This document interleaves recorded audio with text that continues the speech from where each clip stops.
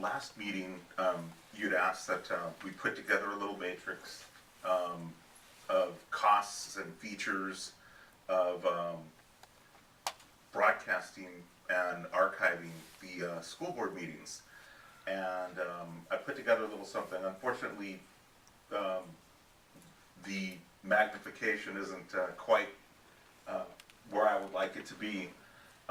Maybe with the Common Core and 21st century academics, we might prevent this in future generations. But as you can see, there's a company, you can't see it, Granicus. Pretty much everything you see, broadcast, archive, board agenda manager, video and agenda integration, that means that you could actually click on something on the agenda item and it'll actually go to the video. And as you can see, the cost is one time about $10,000, and that would be to outfit the boardroom with cameras and the codec box that integrates the video and the audio. The monthly on that for archiving would be about $1,000. This is, keep in mind, this is only for broadcasting and archiving. The next, a close second, is a company called Swagit. They're roughly $800 a month. They will broadcast, roughly it's the same amount of money to buy the equipment for the camera and the codec box.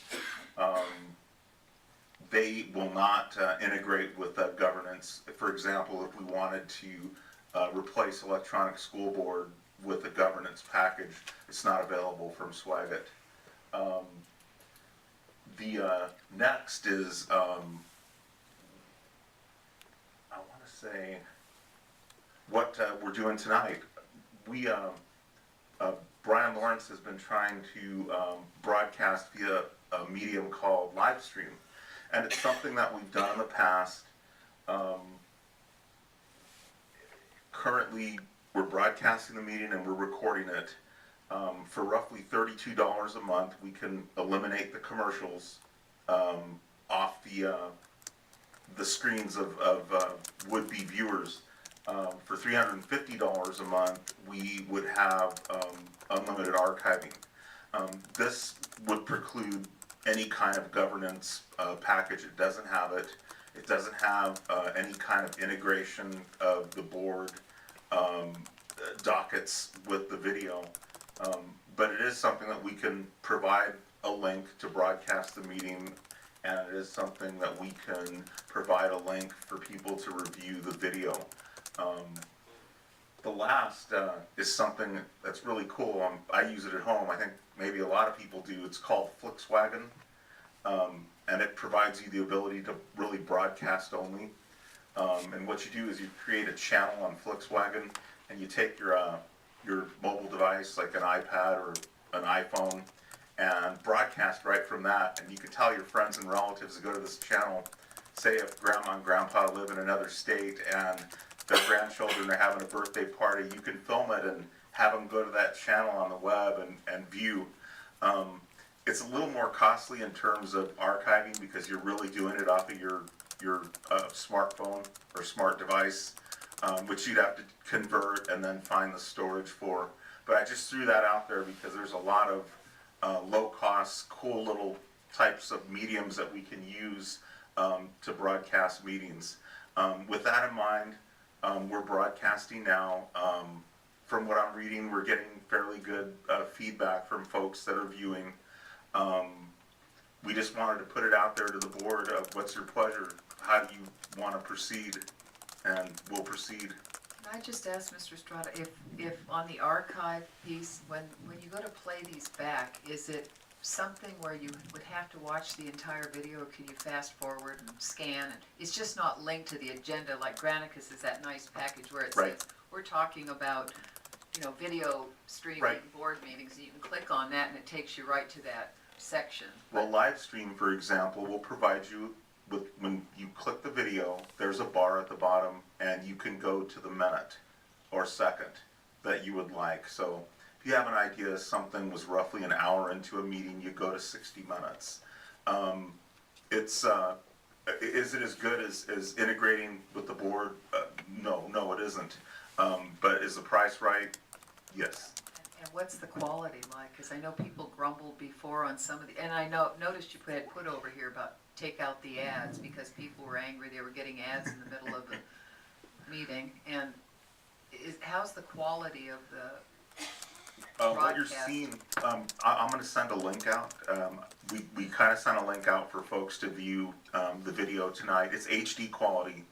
And we can also send the link out to review the board meeting from tonight and let your colleagues and constituents judge how good it is.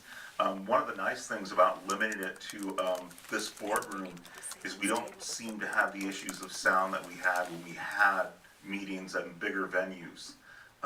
You won't get the complaints of somebody angry about the crying baby in the audience, even though, they're here and the person on the other side isn't at the meeting. The sound is pretty good. So we could settle for a Volkswagen instead of a Mercedes. And, it likely will accomplish what you want. Yeah, and the main thing, I think, is really trying to bring these board meetings out to anybody who might be sitting at home interested. So it's not that they expect it to be a, Hollywood quality movie. Mrs. Denler? Thought you were gonna I comment. do have some, I've been thinking about this all day. Well, I'm gonna sort of give you a little history of I'm changing the subject a bit. An email I received over the weekend from a teacher at one of our schools, and she was having a problem with her Elmo.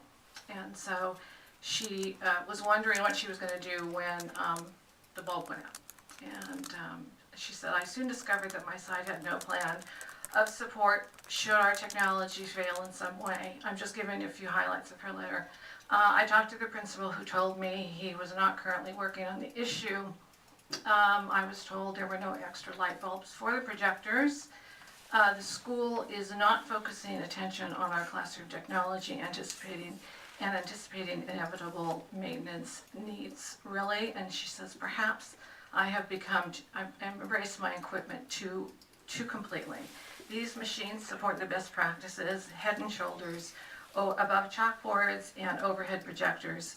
Shouldn't there be a focus on how to maintain the equipment and provide speedy repair? So I sent a email to the superintendent asking him what background he could give me on what actually happens around here. And he said, well, there was no central budget that's been set aside to maintain this equipment. And a procurement of the equipment is done with site budgets or Measure C money. Now, site budgets could include site, like site fund, which, your site council has or its parents, PFCs and stuff.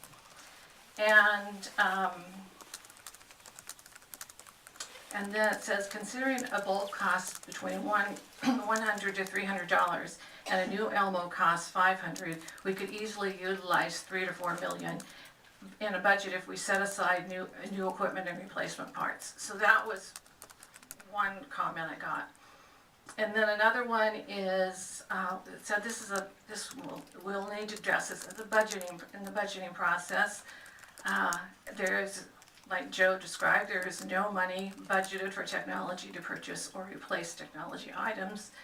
Many of the new devices are not